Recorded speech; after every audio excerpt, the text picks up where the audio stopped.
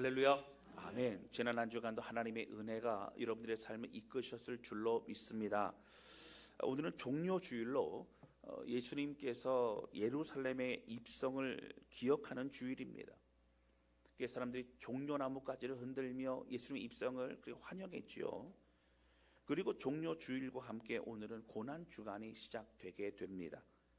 예수님께서 입성하시고 본격적으로 잡히신 이후에 신문을 받으시고 결국 금요일에 십자가에 못 박혀 돌아가십니다. 그리고 3일 만에 이제 부활하시게 되는 것이 이 절기에 진행이 되는 것이죠. 돌아온 주일날이 바로 부활주일입니다. 기독교에서는 가장 중요한 십자가 사건을 드러내고 또 그 어떤 절기보다 중요한 부활주일이 바로 우리에게는 제일 중요한 그런 절기라고 하는 것입니다. 그동안 요한복음 쭉 말씀 나눴지요. 13장을 나누고 있는데 오늘 갑자기 이 고난주간과 또 부활주일이 있기 때문에 19장 20장의 말씀을 오늘과 다음 주에 이어서 함께 말씀을 나누고 다시 13장으로 말씀을 넘어가고자 합니다. 오늘 말씀을 통해 십자가의 의미가 나한테 무엇인가 여러분 깊이 생각해보는 시간 되시기를 주님의 이름으로 축원합니다. 첫 번째 함께 나누기 원하는 것은요, 십자가의 사건이 나에게 어떤 의미인가. 여러분 고난주간 또 이 종료주일에게 우리는 깊이 생각해 보아야 된다고 하는 것이죠. 오늘 본문의 말씀해 보시면 십자가에 달리신 지 시간이 지나 예수님은 극도로 갈증을 느끼십니다. 여러분 십자가 사건은 십자가 못 박자마자 돌아가신 게 아니에요. 시간이 흐르면서 낮에는 그 더위 속에 그 햇빛에 타들어가는 그런 더위 속에 밤에는 추위 속에 그 죄인들은 그 시간을 보내야만 합니다. 여러분 숨을 쉬려고 하면요, 그 다리에 못 박힌 그것을 지탱하고 일어나서 이제 숨을 쉬어야만 횡격막에 바람이 들어가고 숨을 쉴 수가 있어요. 그러니까 숨을 쉴 때마다 고통을 느껴야만 합니다. 또 조롱을 받으시죠. 특히 죄인이라고 하는 이런 그 어떤 사형을 받을 만한 그 죄 중에서도 십자가형을 받았다고 하면 가장 큰 죄를 지은 사람으로 그렇게 모욕을 당하게 되고, 우리가 성화를 보게 되면 예수님이 이제 가리우시고 그런 부분이 있지만 사실 원래 십자가형은 온몸을 다 벗기운 상태로 그렇게 십자가에 달리게 됩니다. 그러니까 치욕스러운 그런 마지막을 보내게 되는 것이죠. 그런데 오늘 본문의 말씀에 보면 예수님은 그 포도주를 받으시고 난 이후에 다 이루었다라고 말씀하시고 그리고 돌아가시게 됩니다. 오늘 말씀에서 예수님은 그냥 돌아가신 것이 아니라 자신이 이 땅에 오신 그 목적과 이유를 다 이루었다라고 말씀하셨다라고 하는 것이죠. 이것에 오늘 우리는 주목해야 된다라고 하는 것입니다. 종료주일과 고난주간은 매년 다가옵니다. 이 고난주간을 잘 보내야만, 고난의 의미를 우리가 잘 기억해야만 부활주일의 감격이 우리에게 주어진다라고 하는 것입니다. 여러분 사실 이 고난주간에 우리는 일반적으로 예수님의 고난과 죽으심에 대해서 묵상합니다. 맞습니다. 얼마나 아프실까. 예수님 날 위해서 죽으셨고 날 위해 찢기셨고 여러분 그것을 주목해야 됩니다. 그런데 여러분 특별히 예수님이 나를 대신해서 이 모든 것을 감당하셨고 감내하셨습니다. 손과 발에 못이 박히셨습니다. 발가 벗겨지신 채 매달리셨습니다. 그리고 모욕적인 침뱉음과 또 주먹으로 치는 것을 다 감당하시고 채찍질을 당하셨다고 하는 것이죠. 사실 우리는 예수님의 고통에 대해서 집중할 때가 많습니다. 그래서 우리가 그렇죠. 예전에는 얼마나 아프실까, 얼마나 아프실까. 여러분 아프시죠. 죄가 없으신 주님이 아프십니다. 그런데 여러분 사실 우리가 생각해 보면 6.25 때 우리나라를 구하기 위해서 그렇게 전쟁에 나가 또 총탄을 맞고 그렇게 죽어간 많은 사람들, 일제시대에 또 독립운동을 하면서 모진 고문을 당하면서까지 그렇게 죽어갔던 많은 독립운동가들을 생각해 보면 그들의 고통도 또 그들의 죽음도 사실 굉장히 귀하죠. 사실 우리가 예수님만이 우리를 위해서 고통을 받으신 것이 아닙니다. 오늘 우리는 얼마나 아프실까, 얼마나 고통스러우실까에 대한 주목보다 더 중요한 것은 예수님이 왜 그렇게까지 우리를 위해서 죽으셔야만 했는가? 십자가의 의미가 무엇인가를 우리가 생각해 보아야 된다라고 하는 것입니다. 여러분, 우리가 신앙생활하면서 사실은 감격이 없고 뜨거움이 없는 그런 사람들도 많이 있다라고 하는 거예요. 때로는 뜨거웠지만 식어지는 경우도 있지만, 내가 교회 와서 예배를 드리고 말씀을 들어도 특별히 나에게 주는 어떤 그런 말씀인 것 같지 않고, 또 막 통회하고 눈물 흘리고 뭐 그러한 어떤 시간이 없는 것만 같은 냉랭한 그런 신앙생활하는 분들도 여러분 있을 수 있다는 거예요. 옆에 분이 말씀 듣다가 또 기도하다가 눈물 흘리면 왜 저러지? 뭐 때문에 그렇지? 라고 하는, 집안에 무슨 일이 있나? 이해하지 못하는 그러한 일들도 사실은 우리 가운데 있을 수 있다라고 하는 거예요. 똑같은 신앙생활을 하면서 어떤 사람은 은혜와 감격이 있고 어떤 사람은 느껴지지 못하는 그런 시간을 계속 보내야만 되는 이것의 문제는 무엇이냐고 하는 것입니다. 여러분, 저는 사실 많은 곳에서 좀 제가 신앙생활도 하고 목회도 했었습니다. 처음에는 소년원에 들어가서 사역을 제가 했었죠. 제가 소년원에 수감된 게 아니고, 잘 들으셔야 돼요. 소년원에 가서 전도서로 사역을 제가 했었습니다. 그래서 아이들과 함께 개인적으로 만나면 굉장히 순수해요. 착해요. 근데 환경 속에 결국 넘어지고 죄를 짓고 또 들어오게 되고 그런 일들이 많이 있죠. 또 전도사를 할 때 또 부사역제 사역을 하기도 했고, 또 선교제 나가기도 했고, 또 한인교회 사역도 하고, 또 현지인 사역도 하고, 또 한국에 또 오기도 했습니다. 많은 사람들을 만나면서 여러분, 핵심적인 은혜의 그런 신앙생활, 뜨거움의 신앙생활, 그리고 감사와 감격의 신앙생활을 하기 위한 조건이 무엇인가? 여러분, 이걸 보게 되면 그 핵심은 십자가의 사건이 나를 위한 주님의 사건, 바로 나의 사건임을 믿는 믿음에서부터 시작이 된다라고 하는 거예요. 할렐루야. 여러분, 이것이 없으면 눈물이 여러분 날 수가 없어요. 날 위해 죽으신 주님의 그 사랑을 내가 믿지 못하면 여러분, 모든 이 신앙생활의 기본 베이스가 준비되지 않은 것이라고 하는 겁니다. 여러분, 우리가 당황하는 경우들이 가끔 있어요. 제가 복음을 전하고 이렇게 다니다 보면 이런 경우 있어요. 천국에 들어갈 확신이 있습니까? 구원 받으셨습니까? 물어보면 구원 받았대요. 천국에 갈 확신이 있대요.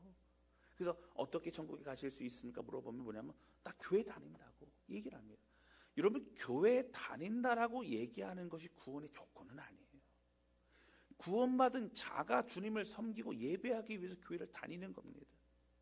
여러분, 기본적으로 구원이라고 하는 것은 예수 그리스도의 십자가 사건을 믿는 믿음으로 구원받는 거예요. 할렐루야. 그리고 또 제가 좀 당황스러운 경우가 뭐냐면 구원의 확신이 있다는 거예요.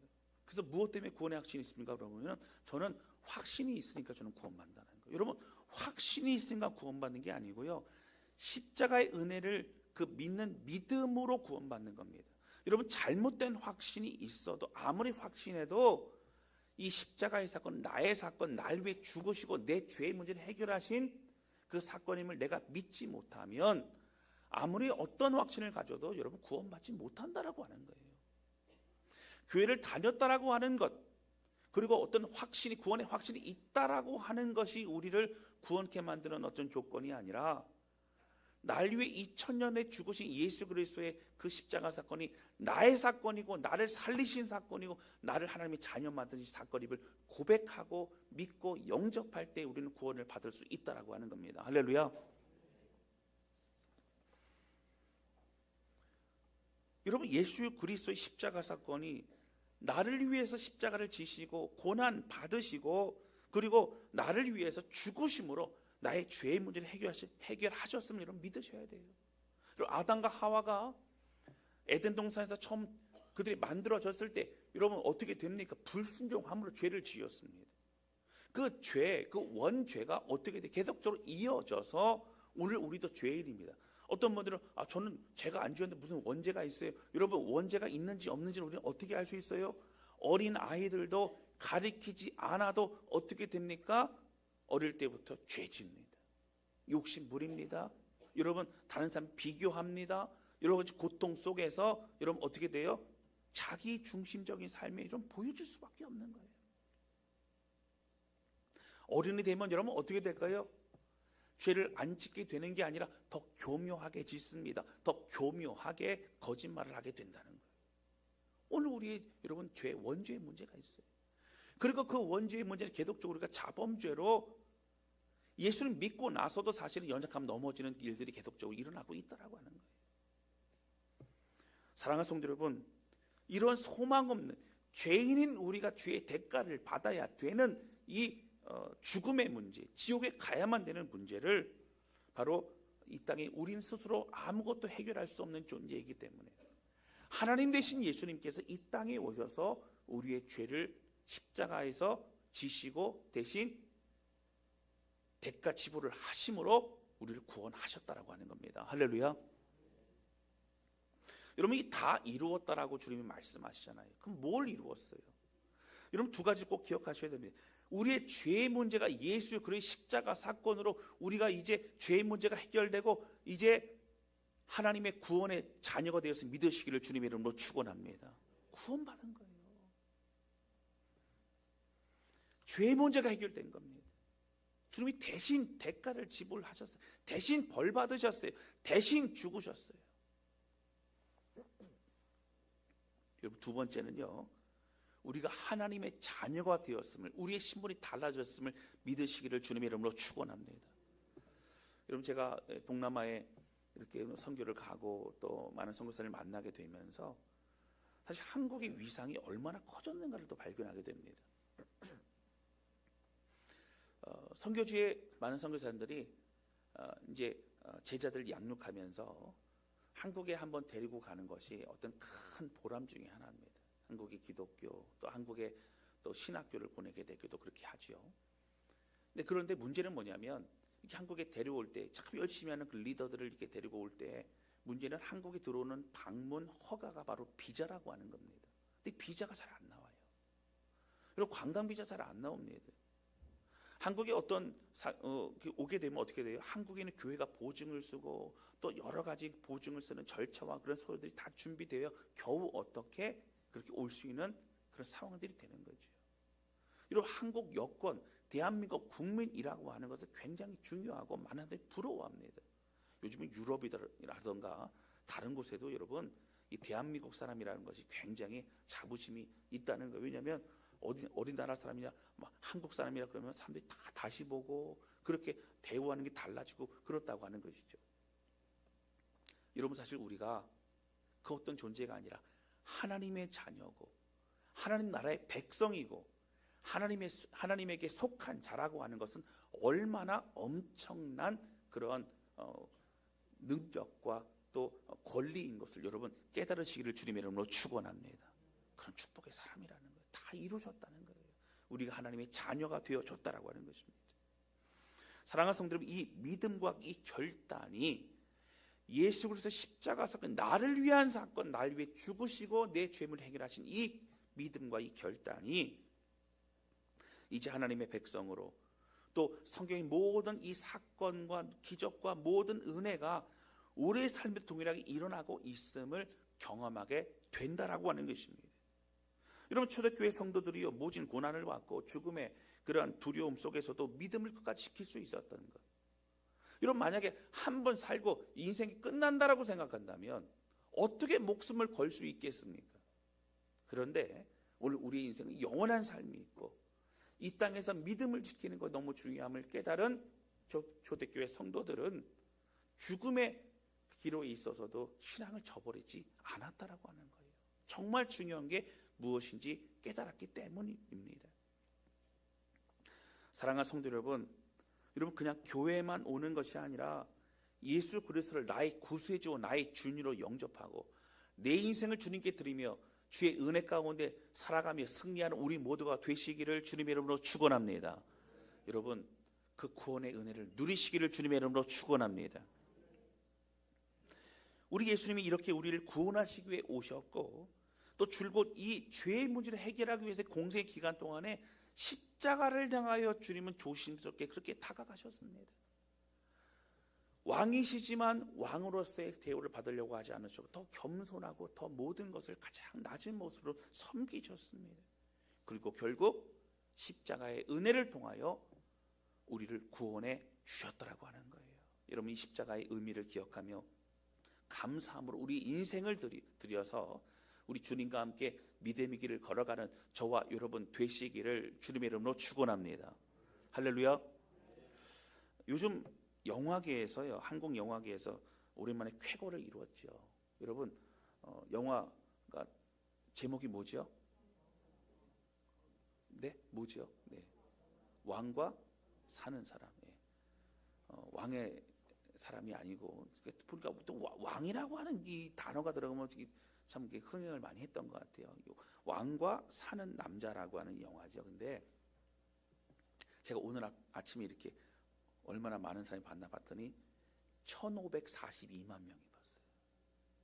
놀래지도 않으세요. 전 놀랐는데.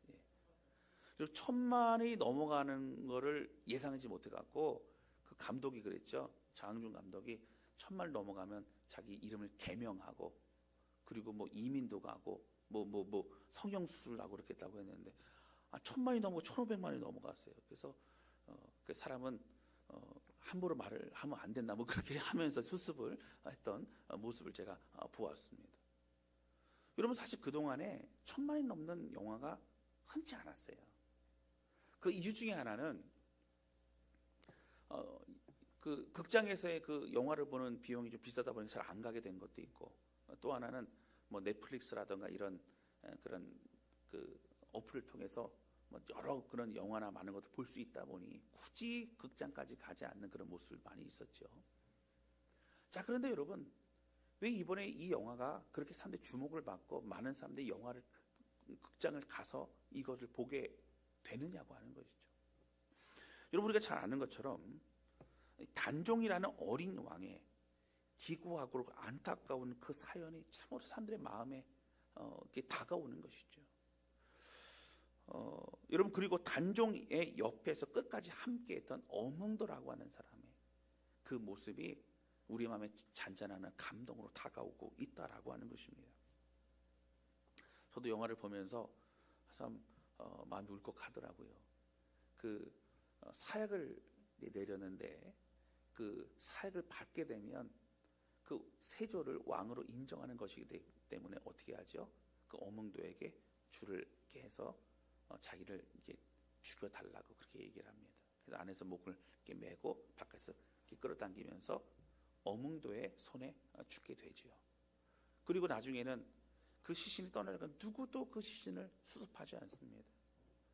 여러분, 수습하면 어떻게 될까요? 3대가 멸하는 것뿐만 아니라 여러분 그 주변에 그 마을이 다 무참히 살해가 되는 거죠. 이러한 여러 가지 이 상황들, 여러분 사실 내버려 두면 여러분 어떻게 될까요? 그냥 어딘가에 가서 썩고 어딘가 짐승에 회동되는 그런 상황이 되는 겁니다. 그러나 온 마을 사람들이 몰살을 당할 수 있는 그런 상황에서도 어몽도는 조심스럽게 몰래 그런 어떻게 되죠? 두려움을 무릅쓰고 단종의 시신을 그렇게 수습하고 그리고 장례를 치르게 된다라고 하는 거예요. 단종의 이 여러 상황들을 통해 우리는 위로받는 거예요. 이 험악한 세상 속에서도 결국 진리는 승리한다. 뭐 이런 어떤 마음들, 그리고 결국 따스한 사랑을 기대하는 그런 이 사회에 대한 마음을 우리가 공감하게 되는 것이죠. 여러분, 오늘 성경에도 보면 사실 또 중요한 얘기가 나옵니다. 우리가 잘 알고 있는 것처럼 예수님 십자가 못 박혀 돌아가셨어요. 근데 예수님이 돌아가실 그 죄목이 뭐냐면 다른 것이 아니라 여호와 하나님 모욕한 거예요. 여러분, 이것은 당시 로마의 사람들에게는 어떤 거예요? 유대인들의 문제이기 때문에 사실 관여하고 싶지 않아 합니다. 근데 유대인들의 문제에 있어서는 하나님을 모욕했다라고 하는 것은 하나님을 그렇게 참남하게 만들었다는 것은 어떻게 되는 거예요? 가장 큰 죄악인 거예요. 여러분, 결국 예수님 십자가에 못 박혀 돌아가시고 그리고 어떻게 됩니까? 그리고 예수님은 또 한편에 반역자로 지키게 됩니다. 여러분, 그 죄명을 십자가 위에 붙이게 되는데 히브리어와 헬라어와 로마어로 해서 거기다가 뭐라고 되냐면 유대인의 왕이라고 그렇게 붙입니다. 근데 그걸 붙이고 나서 보니까 유대인들이 사실은 마음이 분노가 있는 거예요. 왜냐하면 아니 저 예수라는 존재가 유대인의 왕이 아닌데 왜 유대인의 왕이라고 그러냐. 앞에다 자칭 유대인의 왕이라고 붙이라는 거예요. 근데 자칭이라는 그 단어를 빌라도가 그렇게 붙이지 않았어. 끝까지 거기에 받아들이지 않습니다. 내가 계속 끌려갈 수 없다는 거예요. 여러분, 그래서 유대인의 왕이라고 하는 것을 헬라어와 히브리어와 로마어로 여러분 거기 있는 모든 사람들이 다 밝히 드러내고 있습니다.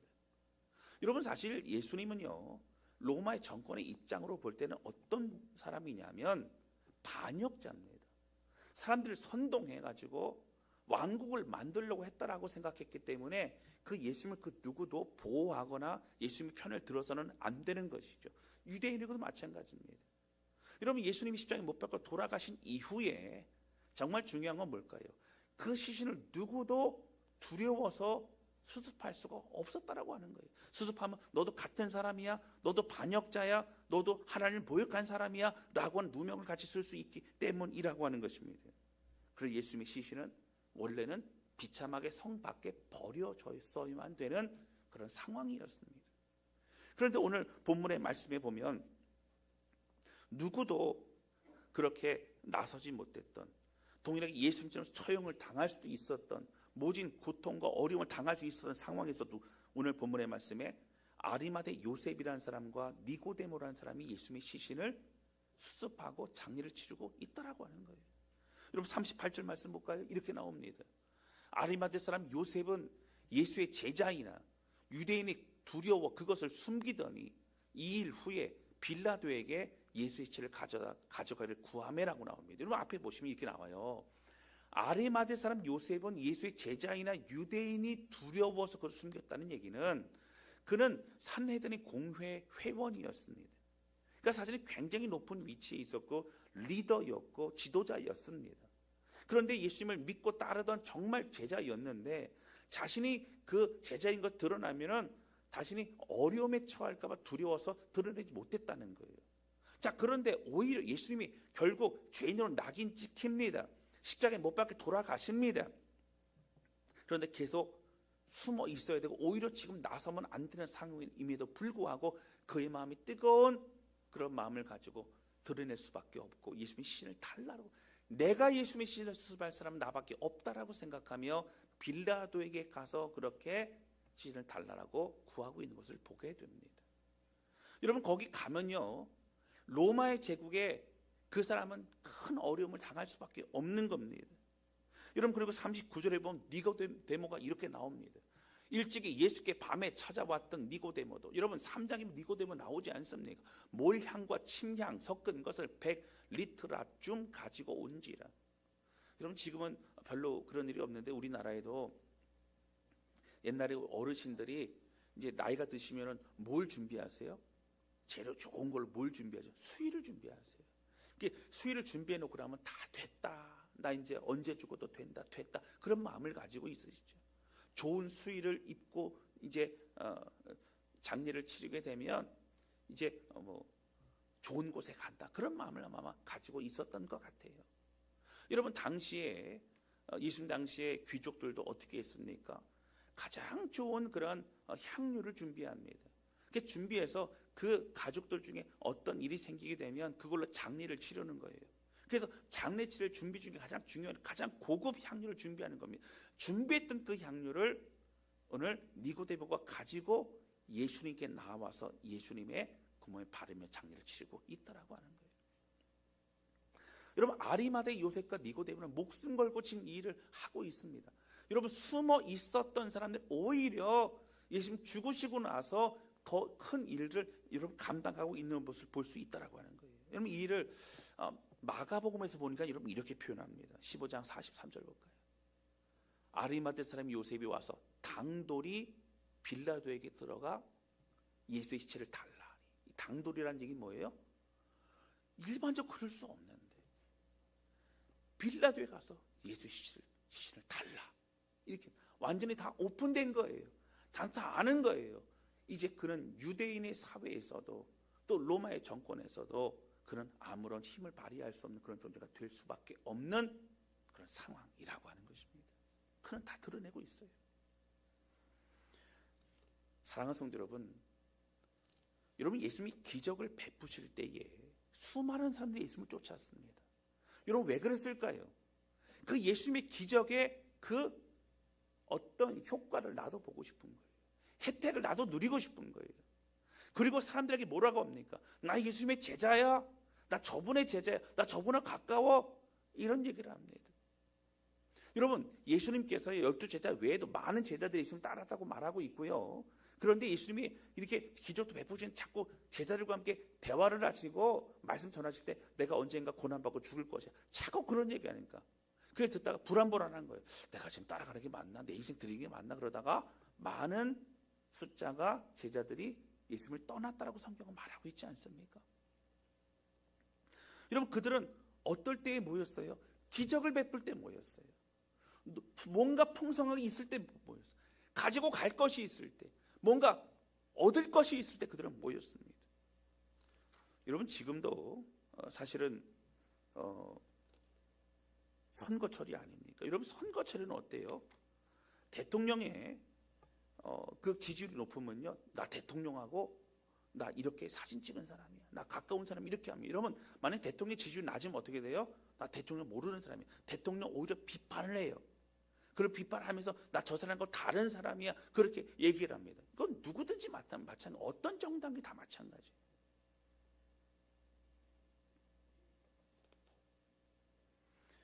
여러분 사람들은요 그렇게 표심을 자극하는 거예요. 예수님이 질병을 고쳐주고 오병이의 기적을 베푸시고 기가 막힌 말씀으로 증거를 하실 때에 나 저분하고 나 아는 사람이에요. 여러분 사실 그런 사람들은요 종교 지도자들이 그들의 마음을 선동할 때 마음을 쉽게 빼앗겨 버립니다. 여러분 정작 주님 옆에서 환호성을 지르던 그들은 예수님의 십자가에 못 박으라고 얘기하면 더 이상 어떻게 해요? 이제 분위기가 바뀌었네. 예수님이 이제 유대 사회에서 매장당하게 생겼네. 내가 더 이상 저분하고 가까이 있지 말아야겠다 생각하면 돌변하는 거예요. 여러분 제자들 다 마찬가지예요. 다 도망갔어요. 베드로조차 나는 죽어도 예수님을 부인하지 않고 예수님을 떠나지 않겠다고 말했어도 그도 도망갔습니다. 여러분 여기서 주목해야 될 게 뭘까요? 여러분 이 아리마대 요셉과 니고데모에게는요 첫 번째 그들의 마음이 그 뜨거움으로 그 주님에 대한 그 사랑을 기억함으로 더 이상 가만히 있을 수 없었다라고 하는 거예요. 그러므로 죽음을 무릅쓰고 그들은 이 모든 일들을 감당합니다. 여러분 두 번째는요 얼마나 어려웠냐면 여러분 지금 아리마대 요셉과 니고데모는 종교 지도자들입니다. 여러분 그들은 뭘 만지면 안 돼요? 시신을 만지면 안 돼요. 근데 예를 들어서 너무 안타까워서 이제 어떤 종을 데리거나 이렇게 해서 이제 시신을 뭐 좀 수습해라. 여러분 그들이 안 해요. 왜 그럴까요? 누구를 만지는 거기 때문에, 죄인을 만지는 거기 때문에, 처형받은 사람을 만지는 거기 때문에 그들은 둘이서 만지지 않아요. 여러분 어떻게 합니까? 그들은 직접 그들의 손으로 예수님의 시신을 어루만지고 장례를 치르고 있어요. 그 위에 어떠한 정결 의식을 다시 행해야 될지 어떠한 불이익이든지 여러분 저 사람은 만지지만 저 사람은 그 십자가에 못 박힌 죄인을 시신을 만진 사람이라는 낙인을 지킬지도 모르지만 그런 아리마대 요셉과 니고데모는 예수님의 시신을 직접 장례를 치르고 이탈하고 하는 것입니다.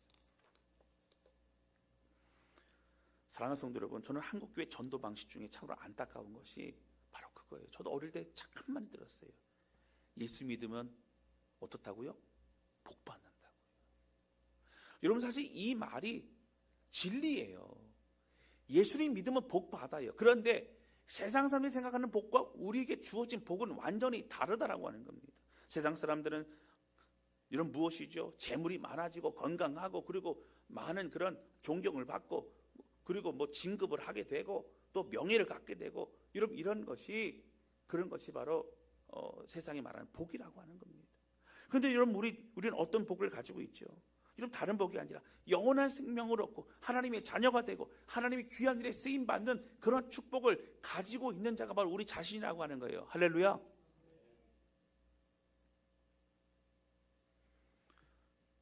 여러분 왜 안타깝다는 거죠? 정화수 떠놓고 천지신명이여 빌었던 그 모습과 대상만 달랐을 뿐이지 하나님께 똑같은 모습으로 내가 원하는 것, 자식만을 위한 것, 그것만을 얻기 위해서 그렇게 하고 있다면 여러분, 우리는 진정한 신앙생활을 하고 있는 것이 아니라고 하는 거예요. 여러분, 사람들은 기적이 있고 뭔가 얻을 것이 있고 뭔가 유명하고 뭔가 있으면 우리로 몰려듭니다. 그러나 이런 어려움이 있고 고난이 있고 대가 지불이 있을 그때에는 사람들은 다 떠납니다. 그리고 진짜 믿음 있는 사람만 남게 되는 거예요. 여러분, 사실 이 시대에도 부흥의 역사가 일어난다고 해요. 그 선교학적으로는 많은 교수님들이 이제 얘기를 하기를 지금 북아프리카 지역과 남아메리카 지역, 브라질 중심으로 그쪽 같고, 그래서 엄청난 게 그 회심하고 또 예수님 믿는다고 이게 돌아오는 사람들이 많이 있다라는 것이죠. 그 집단 회심, 집단으로 이렇게 어떤 마을이 부족이 그렇게 돌아온 경우들도 있다라고 합니다. 근데 좀 안을 들여다보면 조금 문제는 있어요. 뭐냐면 대부분의 그 오순절 계통의 어떤 그런 교단들, 그런 예배 분위기에서만 그렇게 된 것 많다는 거죠. 그러니까 오순절 교단이 문제라기보다는 어떤 예배 형태와 그들에게 전도하는 전도의 방식은 뭐냐면 기적, 신유, 치유, 어떤 예언, 어떤 눈에 보이는 현상 이런 거를 가지고 이렇게 접근하는 게 굉장히 많다는 겁니다. 사람들이 뜨겁게 기도합니다. 그리고 받을 복에 대해서 생각합니다. 여러분, 예수님이 중요하지 않고요, 내게 받을, 내가 뭔가를 가질, 내가 원하는 것에 여러분 집중할 때가 많다는 거죠. 여러분, 그래서 이런 어떤 부흥의 현상에 대해서 어떤 성경학자들, 신학자들은 사실 건강한 부흥이라고 얘기하지 않는 사람들도 여러분 있다라고 하는 거예요. 사랑하는 성도 여러분, 만약에 우리 교회에요 막 암병이 치유되고 막 그런 놀라운 역사가 계속 일어나면 사람들 몰려들어요.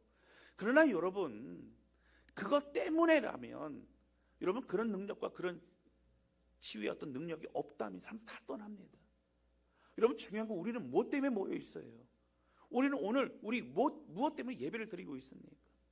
여러분, 예수 그리스도 주님이 2000년 전에 우리를 위해 죽으셨고 우리를 구원하셨고 우리가 하나님 자녀 되게 하셨고 지금도 우리와 함께 하시는 그런 주님이심을 믿으시기를 주님의 이름으로 축원합니다. 그 은혜가 우리 가운데 있기 때문인 거예요.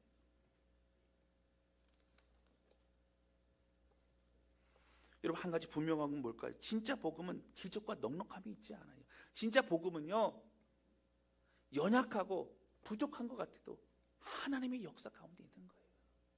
우리의 삶을 주 앞에 드리면, 주의 손에 맡겨지면 부족한 우리를 하나님 귀하게 쓰시고 역사하신다라고 하는 겁니다. 사랑하는 성도 여러분, 진짜는요 결국 고난과 소망이 없는 곳에 예수님 만날 때 그렇게 드러나는 것입니다. 교회 공동체가 유명해지고 사람들이 몰려들 때는요, 어느 교회에 그러한 그 성도라고, 나 어느 교회 다닌다고, 누구 목사님 아냐고, 누구 목사님 교회 다닌다고, 여러분 그렇게 얘기를 합니다.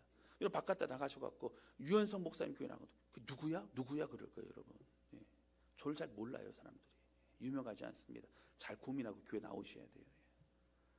여러분, 유명한 사람이 아니라 오늘 우리는 예수님을 사랑하고 믿는 사람들이 되어야 된다라고 하는 거예요. 할렐루야.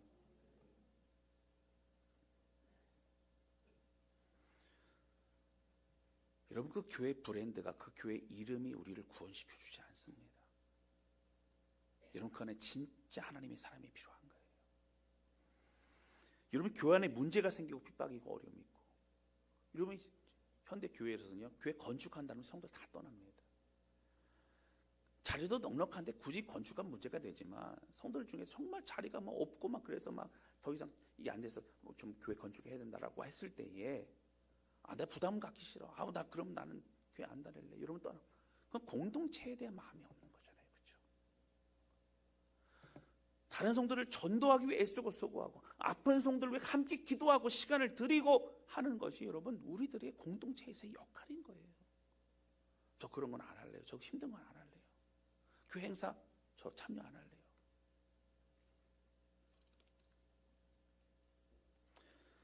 여러분, 예수님은 우리에게 계속 말씀하시는 것이 부활을 먼저 얘기하지 않습니다. 십자가를 먼저 얘기하십니다.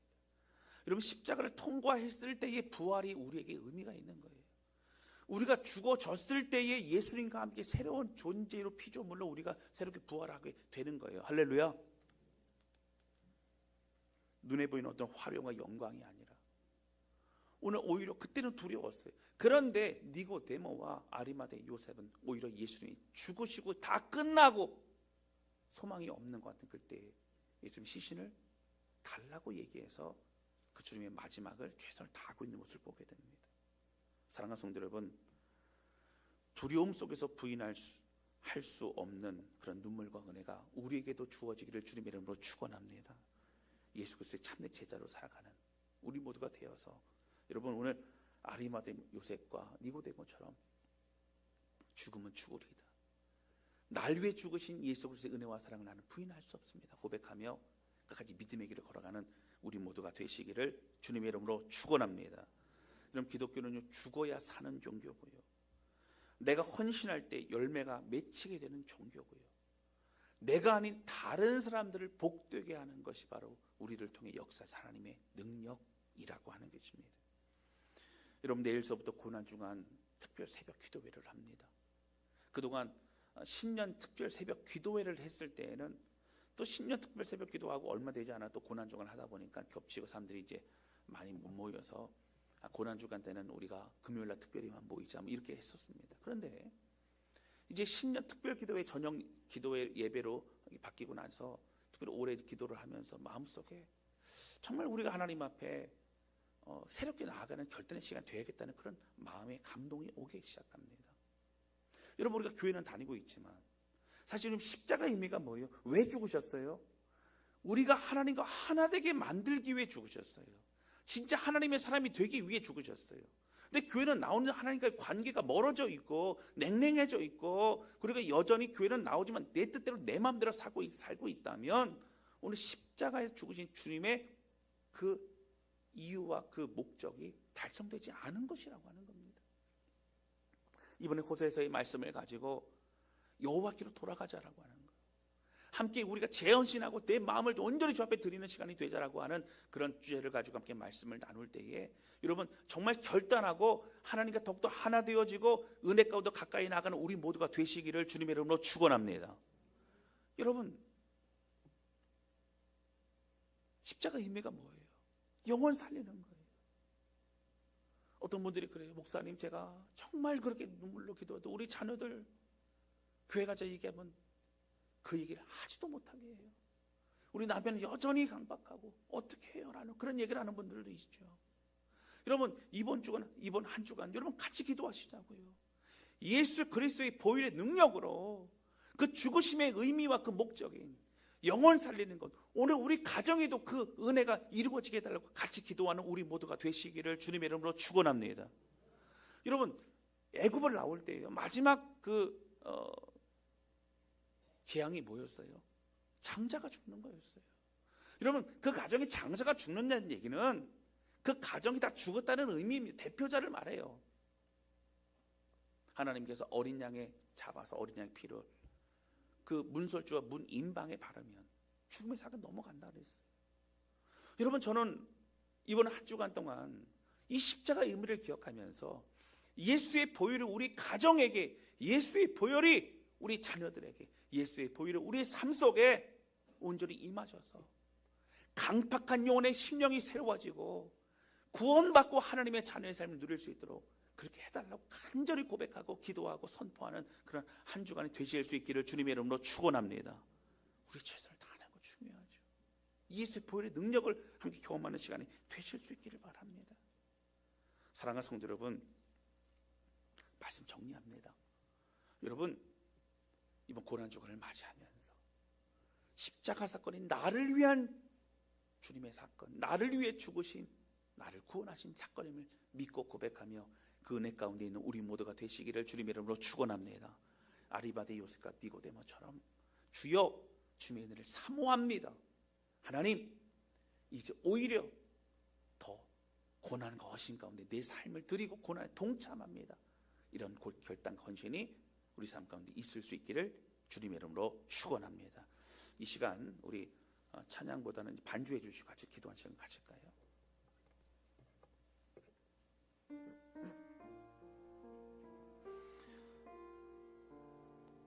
여러분 기도할 때에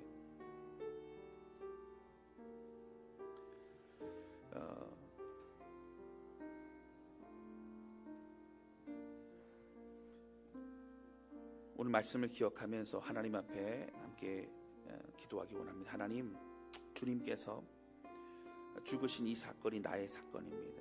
그리고 아리마대 요셉과 니고데모처럼 그렇게 주님 앞에 마음을 들며 나가기를 원합니다.